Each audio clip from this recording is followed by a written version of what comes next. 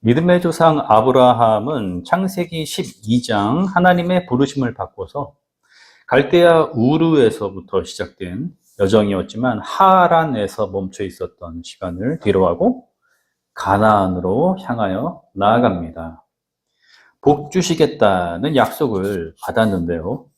후손이 많아질 것이고 큰 민족을 이루게 될 것이며 창대하게 되리라. 입니다. 실제 아브라함은 지역의 세력가가 되죠. 사병 318명으로 전쟁포로가 되었던 조카 롯을 구하기도 하고요. 아비멜렉과 같은 왕이 찾아와서 좋은 관계 맺기를 청하기도 합니다. 하나님이 약속하신 복에서 구체적인 상황이 제시되는 부분이 있습니다. 너를 축복하는 자에게는 내가 복을 내리고 너를 저주하는 자에게는 내가 저주하리니, 여기입니다. 무슨 의미일까요? 아브라함에게 대단한 권세를 주시겠다는 것일까요? 만일 그러하다면 사람의 운명을 좌지우지할 수 있다는 것인데 그건 말이 되지가 않죠. 그리함으로써 너는 복의 근원이 될 것이다. 이어지는 말씀을 통해서 파악되어야 합니다. 제국에서 만연한 인간의 탐욕과 교만과 자기 집중을 떠나 영적인 민감함으로 하나님의 뜻을 쫓는 순례의 삶을 살아간다는 것, 그것이 곧 복됨 자체이기 때문에 아브라함을 통하여 그 진리를 발견할 수 있는 자라면 동일한 복을 누리게 된다는 것이죠. 반면 상반되게 영적인 민감함이라는 것이 대체 실체가 있기는 한 거야. 왜 사서 고생을 하지? 좋은 기회와 자리들을 내팽개치고 하나님의 뜻을 찾아 구도적 삶을 살아간다는 게 얼마나 비현실적이고 비효율적인 얘기인가? 이렇게 생각하는 사람은 아브라함과 같은 삶의 스타일이 저주로 여겨질 것입니다. 이런 논리는 오늘날에도 여전히 유지되고 있는 것 같아요. 교회에 다니는 사람들마저도 그리스도의 제자가 된다는 것, 자기 십자가를 진다는 것, 이러한 말 자체를 부담스럽게 여기는 경향이 많죠. 아브라함의 삶은 그가 부르심을 받은 이후부터 하나님과의 교제 안으로 들어가는 성숙의 과정이었을 것입니다. 세상을 통해, 당신을 통해서 세상과는 구별되는 어떠한 거룩한 품위가 느껴집니다. 하나님이 당신과 함께 하시는군요. 점진적으로 변화가 되는 거죠. 오늘 본문 창세기 18장에서 이러한 아브라함의 삶에 임하게 되는 복의 근본적인 실체가 무엇인가 드러나고 있습니다. 길을 지나는 나그네 3명을 영접하였는데 이것이 곧 하나님이 아브라함을 찾아오신 사건이었기 때문입니다. 넓은 시각으로 조명할 수 있도록 맥락을 살펴보겠습니다. 무더운 날 오후에 아브라함은 장막 앞 나무 그늘가에 앉아서 쉬고 있었습니다. 나이가 100세쯤 되었기에 우르와 하란이라고 하는 메소포타미아 지역을 떠나온 지도 거의 반세기 정도가 흘렀을 때였죠. 그는 지역의 부호가 되었지만 너의 후손으로 큰 민족을 이루게 될 것이다. 이 위대한 약속이 자신과 아내 사라를 통해서 성취되지 못했기 때문에 내면의 곤고함이 여전히 남아 있었을 겁니다. 여종 하가를 통해 이스마엘을 얻은 것이 약간의 위안이 될 뿐이었죠. 그는 아마도 졸고 있었던 것 같습니다. 눈을 들어보니 자신 앞에 3명의 나그네가 서 있는 겁니다. 아브라함은 즉시 달려나가 영접하면서 몸을 땅에 굽혔습니다. 그리고 간청합니다. 손님들께서 저를 좋게 보시면 이 종의 곁을 그냥 지나가지 마시기 바랍니다. 물을 좀 가져오라고 하셔서 발을 씻으시고 이 나무 아래에서 쉬시기를 바랍니다. 잡수실 것을 조금 가져올 테니 드시고 기분이 상쾌해진 다음에 길을 떠나십시오. 자신을 낮추고 극진한 태도로 섬기고 있어요.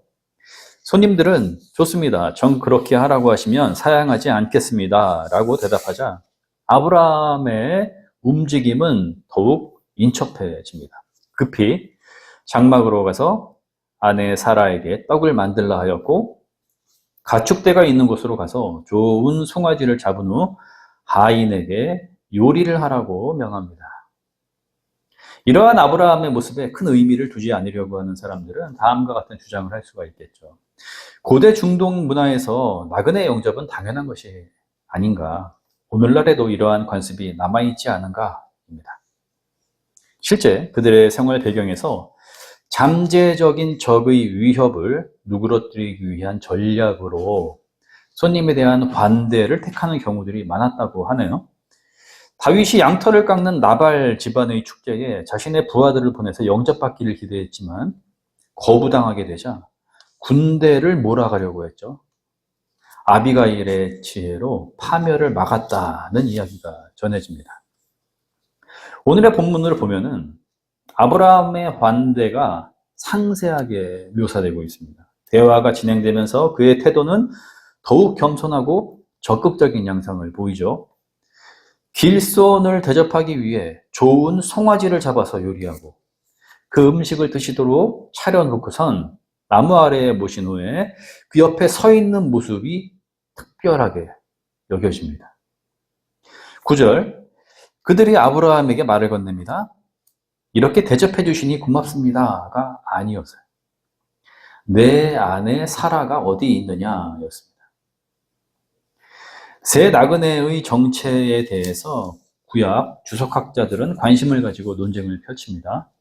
이들은 아브라함을 만나고 나서 죄악이 가득한 소돔으로 향하게 되죠. 창세기에서 다음 장 소돔의 멸망 단락을 보면은 셋이 아니라 두 천사가 나옵니다. 영접을 받은 이들은 아브라함에게 사라에게 아들이 있을 것이다 예고를 하는데 장막 뒤에서 엿들은 사라가 속으로 웃었을 때에 13절 이러한 말씀이 떨어집니다. 여호와께서 아브라함에게 이르시되 사라가 왜 웃으며 이르기를 내가 늙었거늘 어떻게 아들을 낳으리요 하느냐. 이들이 하나님이라는 사실을 알 수가 있어요. 두 천사가 떠나고 한 명이 남게 되는데요. 18장 후반부에 아브라함과 1대1로 대화하는 장면이 나오고 이때 유명한 두 가지의 말씀이 전해집니다. 하나는 아브라함이 크고 강한 나라를 이루게 될 것인데 그와 그의 자식들에게 하나님의 의로운 뜻과 길을 행하게 하려고 아브라함을 택한 것이다. 이고 다른 하나는 소돔에 의인 10명이 없어서 멸망을 막을 수 없게 되리라는 예고입니다. 어떤 이들은 오늘 본문을 통해서 삼위일체 하나님 교리에 관하여 설명하기도 하고 3명 중에 둘은 천사이고 한 분은 하나님이셨다라는 해석을 하기도 하는데요. 오늘 우리가 다만 주목하고자 하는 바는 아브라함이 하나님의 뜻을 따라가는 복된 삶을 살아갔다는 확실한 증거로 나그네 영접 기사가 제시되고 있다는 점, 그리고 그러한 삶이 가져온 결과로 하나님을 대면하는 영광을 누리게 되었다는 점입니다. 아브라함의 모습을 보면 그가 영적인 민감함을 가진 사람이었기 때문에 이들이 어떠한 분들인지 알았던 것을 암시하는 듯합니다. 육신을 입고 이 땅에 오신 성자 하나님이신 예수 그리스도는 제자들에게 소자 하나에게 진심을 담아 베푼 영접이 곧 나에게 행한 것이 된다라고 말씀하셨습니다. 처지와 상황이 어려워서 줄 수 있는 것이 냉수 한 그릇뿐이라 하더라도 소외된 자, 도움이 필요한 자에게 위로와 따뜻한 인간적 연대감을 느낄 수 있도록 적극적인 손을 내민다면 하늘의 상을 놓치지 않게 되리라. 이것을 강조하셨죠. 지금 아브라함의 상황과 같은 맥락이라 하겠습니다. 오늘 설교에서 나그네를 환대함으로써 하나님을 만나는 축복을 누리게 된 아브라함의 모습을 삶의 모범으로 삼고자 하는 것은 좋은 적용점이 되겠지만 메시지의 강조점을 여기에만 두는 것은 부족함이 있습니다. 아브라함에게 찾아오신 하나님은 어떠한 분이신가? 이 부분이 포인트이기 때문이죠. 사라는 분명 장막 뒤에서 속으로 웃으면서 자신의 처지를 판단하고 있었습니다. 12절입니다. 사라가 속으로 웃고 이르되 내가 노쇠하였고 내 주인도 늙었으니 내가 무슨 즐거움이 있으리요. 하지만 하나님은 인간의 중심을 보십니다. 14절 여호와께서 능하지 못한 일이 있겠느냐. 늙어서 아이를 낳을 수 있는 몸이 아니라 해도 약속을 받은 지가 25년 정도가 지나서 이제는 기대가 희미해지는 때가 되었다 해도 하나님이 행하시는 일에 능하지 못함이 없다는 것입니다. 다음에 이맘때에 다시 너를 찾아올 것인데 그때에 사라에게 아들이 있을 것이다. 구체적인 날짜까지 확정되어 선포됩니다. 그리고 이 일은 그대로 성취되었죠. 믿음의 조상인 아브라함을 통해 드러내고 있는 이스라엘 여호와 신앙이 중심에서 붙들고자 한 것은 바로 하나님에게 능하지 못한 일이 없다입니다. 무에서 존재함과 살아있음을 가능케 하시는 창조의 하나님, 세상의 권력과 힘과 군대가 맞설 수 없는 만군의 하나님, 인간을 태어나게 하시고 살피시며 도우시는 생명의 근원 되신 하나님, 만물을 다스리시고 종말의 주가 되시는 알파와 오메가의 하나님, 모두 하나님의 전능하심을 신앙 고백하는 것입니다. 창세기가 기록되던 시기는 바벨론 포로기라고 하는 BC 6세기 정도의 배경을 가지고 있습니다. 선민이며 택함받은 백성, 율법을 통해 하나님의 뜻을 추구하는 거룩한 나라라는 정체성이 완전히 무너지고 왜 이런 비참한 신세가 되었는가? 하나님은 어떠한 분이시며 우리는 무엇을 잘못했던 것인가? 다시 새롭게 시작할 수 있을까? 이러한 고민들이 제기되던 때였죠. 아브라함에게 자신을 계시하시는 하나님은 새로운 생명을 잉태하게 하시는 분, 하나님의 의로운 뜻을 행하는 크고 강한 나라로 이스라엘을 이끄시는 분, 능치 못함이 없으신 전능하신 여호와로 고백되고 있는 것입니다. 여기서 우리는 하나님의 전능하심, 그 의미가 무엇인가를 성찰해야 합니다. 구약 성경의 많은 이적 이야기, 그리고 유대인들의 표적 신앙을 통해서 하나님의 행하신 초자연적인 기적이 강조되고 있다는 것을 볼 수 있죠. 그리스도인들도 여기에 하나님에 대한 상을 고정시키려고 하는 경우가 많습니다. 바울이 헬라인은 지혜를, 유대인은 표적을 구하나 우리는 십자가에 못 박히신 그리스도를 전하니 그들에게는 거리끼는 것과 미련한 것이다 라고 고린도전서 1장에서 증언했죠. 무엇이든지 할 수 있는 능력, 자기 자신 안에서 발휘되는 힘으로 자유롭고 주권적인 권위를 행사하면서 그 권력으로 인해 존경과 숭배를 받는 자리에 있는 것, 이것이 전능함의 의미일까요? 만일 그러하다면 인간은 그 앞에서 두려움과 공포에 떨 수밖에 없을 겁니다. 신화 속에 등장하는 신들이 이러한 모습들이잖아요. 하나님은 아브라함에게 이르시기를 내가 너를 택하여 부른 것은 너와 내 자손으로 하여금 의와 공의로운 길을 행하도록 하기 위함이다 라고 18장 19절에서 말씀하십니다. 무엇보다 결정적으로 예수 그리스도를 통해 자신을 드러내신 전능하심의 모습은 의로움의 권능이었으며 사랑의 권능이었음을 알 수가 있죠.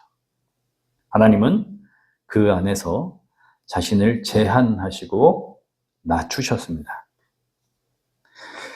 주님은 제자들 그리고 대면하는 모든 이들에게 친절과 긍휼로 대하셨고 율법을 강조하는 이들에게서조차 선하신 선생님이라고 불리셨습니다. 그러한 분이 곧 마태복음 28장 18절에서 명시하는 하늘과 땅의 모든 권세를 가지신 분이시죠. 하나님은 삼위일체 사랑의 관계로 영원히 공존하신다. 기독교 신앙은 이렇게 고백합니다. 주님의 겟세마네의 기도를 보면은 아들이신 예수님이 모든 것이 가능하신 아버지에게 이 잔을 옮겨 주실 수 있다면 그리해 주십시오 라고 간청함과 동시에 그러나 나의 뜻이 아닌 아버지의 뜻대로 되기를 원하나이다 기도하셨던 것을 보게 됩니다. 성부 하나님에게서 불가능한 한 가지가 있는데 그 잔을 옮기는 것이었죠. 성자 하나님은 이로써 십자가 죽음이라고 하는 인간의 가장 낮은 자리로까지 내려가셨습니다. 하나님은 본문에 앞선 17장 1절에서도 동일하게 자신을 드러내셨습니다. 아브라함이 99세 때에 여호와께서 아브라함에게 나타나서 그에게 이르시되 나는 전능한 하나님이라 너는 내 앞에서 행하여 완전하라. 의로우시고 선하신 전능의 하나님 앞에서 인간이 마주해야 하는 응답은 완전에 이르는 길로 나아가는 것이 됩니다. 아브라함이 약속을 받고 복의 근원이 되는 과정이 곧 하나님 앞에서 완전에 이르는 길이었다라고 할 수 있겠죠. 창세기에서 하나님은 아브라함에게 여러 번 찾아오셔서 말씀을 주시고 약속을 재확인시켜 주셨습니다. 그분의 의로우심과 선하심은 연약하고 포기하기 쉬운 인간을 이끄시고 도우시는 권능이 되십니다. 아브라함이 나아간 길은 이스라엘이 회복해야 하는 길이요 그리스도인이 추구해야 하는 길이 되는데 그 완전에 이르는 모범이 예수 그리스도를 통하여 제시되었습니다. 내가 곧 진리이며 생명이며 모든 인간이 나아가야 하는 뒤쫓아야 하는 길이 된다라고 말씀하셨기 때문입니다. 예수 그리스도의 다른 이름 임마누엘이 우리를 도우시고 걸어가야 할 곳, 그곳에 함께 계시는 하나님이라는 사실을 언제나 붙든다면 우리의 오늘은 언제나 새로울 것이고 영혼은 만족을 얻게 될 것입니다. 모든 지각에 뛰어난 하나님의 평화가 그리스도 예수 안에서 우리의 마음과 생각을 지키실 것입니다. 아멘.